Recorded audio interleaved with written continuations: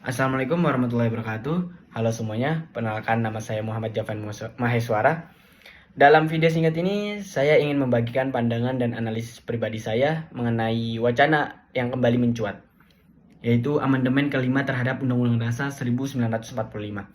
Wacana ini bukan hal sepele, karena menyangkut dasar negara kita, sehingga penting untuk kita kaji dengan kepala dingin dan argumentasi yang konkret. Undang-Undang Dasar 1945 bukanlah kitab suci yang tak boleh diubah. Sejarah mencatat ia telah diamandemen 4 kali, antara 1999 hingga 2002, sebagai respon terhadap era reformasi. Pertanyaannya sekarang, apakah konteks Indonesia tahun 2024 dan seterusnya sudah memerlukan perubahan lagi? Mari kita bahas. Pertama, mari kita dengar di sisi yang mendukung amandemen. Pertama, menyempurnakan demokrasi dan memperkuat sistem presidensial. Salah satu masalah dalam sistem kita adalah koalisi pemerintah yang sangat longgar. Presiden yang dipilih langsung seringkali harus berhadapan dengan parlemen yang dikuasai oleh banyak partai berbeda. Profesor Jimli Asidiki, mantan ketua MK, dalam berbagai tulisannya sering menyoroti bahwa sistem presidensial kita murni, tapi tidak didukung oleh sistem kepartaian yang stabil. Ini menyebabkan kebuntuan politik dan transaksional yang tidak sehat. Amandemen bisa merancang mekanisme yang lebih jelas untuk mengatasi ini. Yang kedua, memperjelas dan memperkuat hak-hak warga negara. Dunia berubah sangat cepat.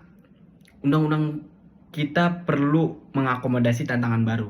Misalnya, perlindungan data pribadi, yang hingga hari ini kita belum memiliki payung hukum yang kuat di level konstitusi. Padahal ancaman kebocoran data sangat nyata. Atau meski pasal 28H sudah menyebutkan hak atas lingkungan hidup yang baik, putusan Mahkamah Konstitusi dalam Judicial Review UU Cipta Kerja nomor 91 PUU 18 tahun 2020 justru menegaskan bahwa perlindungan lingkungan hidup harus lebih diutamakan. Amandemen dapat memperkuat pasal-pasal semacam ini agar lebih operasional dan dapat dimintakan pertanggungjawabannya. Yang ketiga, penataan lembaga negara yang lebih efektif. Ada beberapa lembaga yang kinerja dan hubungannya perlu dievaluasi ulang. Misalnya, posisi Komisi Yudisial dan Mahkamah Agung yang kerap bersitegang. Lembaga Kajian Konstitusi atau LKK pernah mengeluarkan paper yang menganalisis bahwa hubungan kerja Komisi Yudisial dan Mahkamah Agung perlu ditata ulang untuk menciptakan check and balance yang lebih sehat dalam tubuh kekuasaan kehakiman. Namun di sisi lain ada argumen yang sangat kuat untuk bersikap hati-hati dan bahkan menolak wacana amandemen ini. Yang pertama, risiko dibalik agenda terselubung, periode jabatan presiden. Ini adalah kekhawatiran terbesar dari banyak kalangan. Pasal 7 Undang-Undang Dasar 1945 sudah diamandemen jelas menyatakan masa jabatan presiden adalah 5 tahun dan dapat dipilih kembali hanya untuk 1 kali masa jabatan. Membuka amandemen bisa menjadi pintu belakang untuk mengubah pasal ini. Koordinator LSM Indonesia Corruption Watch atau ICY, Danang Widyoko, secara terbuka telah menyatakan kekhawatiran bahwa amandemen beresiko dimanfaatkan untuk memperpanjang kekuasaan, yang merupakan langkah mundur berbahaya menuju otoritarianisme. Yang kedua, konsolidasi bukan perubahan. 4 amandemen sebelumnya sudah menghasilkan kerangka dasar negara yang sangat baik dan demokratis.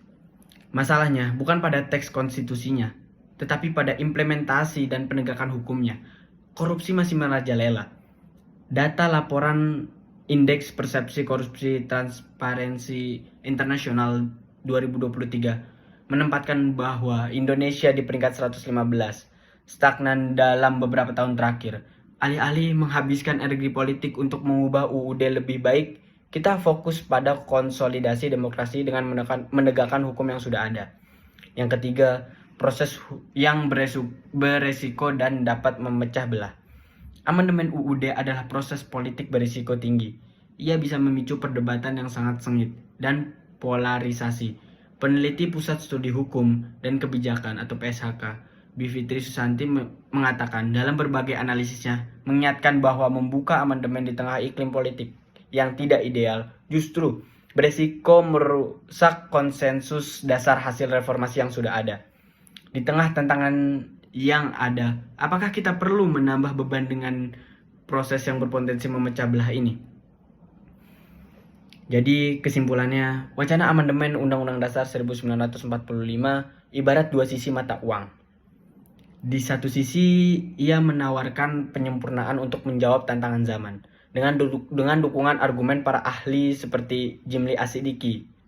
Di sisi lain, ia menyimpan risiko demokratis dan politis yang sangat besar, seperti yang diperingatkan oleh ICY dan PSHK. Pandangan pribadi saya, jika amandemen dilakukan, ia harus dibatasi secara ketat.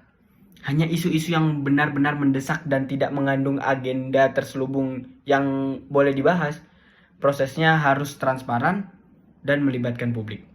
Namun jika rasa saling percaya masih rendah dan kekhawatiran terhadap agenda periode jabatan masih besar, seperti yang terlihat dalam pemberitaan media akhir-akhir ini, mungkin pilihan UUD atau pilihan yang lebih bijak adalah tidak mengamandemen UUD 1945 untuk sementara waktu. Biarkan konstitusi kita tetap stabil, sementara kita fokus memperbaiki hal-hal yang lebih mendasar, seperti penegakan hukum dan peningkatan kesejahteraan masyarakat atau rakyat. Mungkin itu pandangan saya tentang amandemen menurut saya. Terima kasih sudah menyimak. Kurang lebihnya mohon maaf. Wassalamualaikum warahmatullahi wabarakatuh.